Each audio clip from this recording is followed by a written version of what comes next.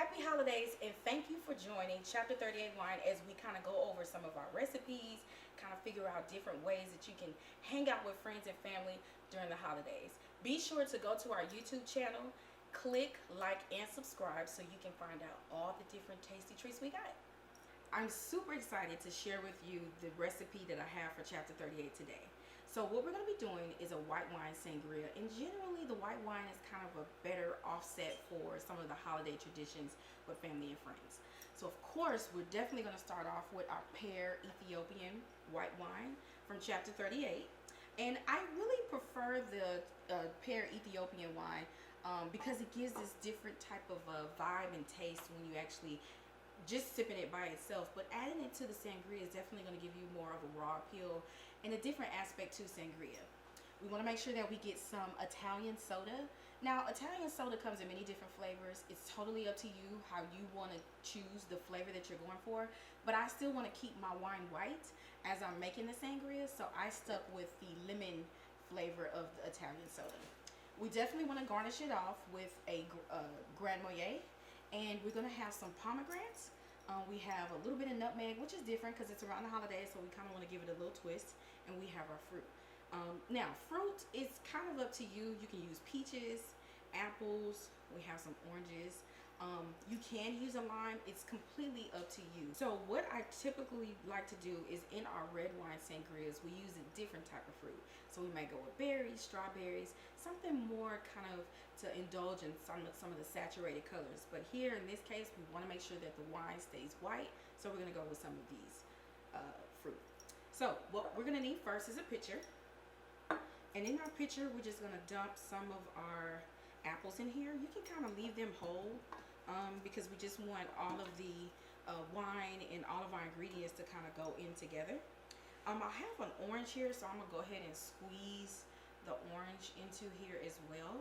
But I'm also going to throw in a couple of slices to kind of give it more of a stronger taste. Not too much orange, just a little. And next, we're going to add our pomegranates. So maybe about a spoonful or a spoon and a half of our pomegranates. And then we're going to add a pinch of our nutmeg, just a pinch. Now you can use cinnamon instead of nutmeg, but I opted for nutmeg to kind of give it an offset flavor. So next we're going to go to our Italian soda. And before we get to the Italian soda, I'm going to go ahead and add our Chapter 38 wine, the Ethiopian pear, because what I'm going to do is top off the sangria with the Italian soda. So I'm going to use maybe about a cup full of Chapter 38 Ethiopian pear wine. Again, I prefer the pear Ethiopian wine. You could use the Texas peach wine that we have on the menu, but it's a little sweeter, and because we're using such sweet flavors anyway, why not continue to give it a little bit of an edge. So we're going to add about a cup, about 2 cups. You know, we're having friends. Let's add more. I think we need to have, entertain guests. Let's just have a little bit of fun. So we have the oak at the bottom, so we know for sure we're definitely getting that really pungy taste of that pear. Okay, so next we're going to add our Grand Marnier, and we're going to add about, this is about 4 ounces, so about half a cup we're going to add. Not too much, just something to give it a little bit of kick to our pitchets. And as you can see, the color is mixing into the wine. That is, that's good stuff right there. And we're going to do the same for our Italian soda because we want to top it off. So we're going to add about a cup of the Italian soda. And you want to make sure that when you're adding the Italian soda to your sangria, you're serving it the same day.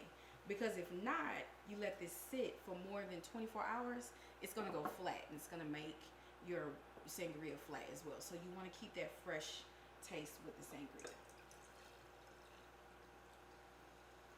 Okay, so then once we have all of our ingredients inside of our pitchet, we're just going to stir really nice.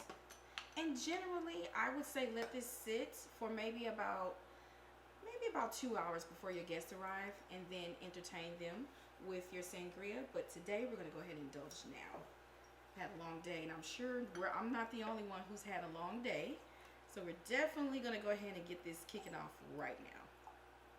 And just because I just want to add just a little bit more flavor, I'm going to add a few more pomegranate to this. And I'm definitely going to have a drink. Don't forget to like, subscribe, follow us on YouTube, follow us on Instagram, and please be sure to follow us on Facebook. If you want any of these recipes, be sure to also visit our website at chapter38wine.com. Happy holidays and cheers.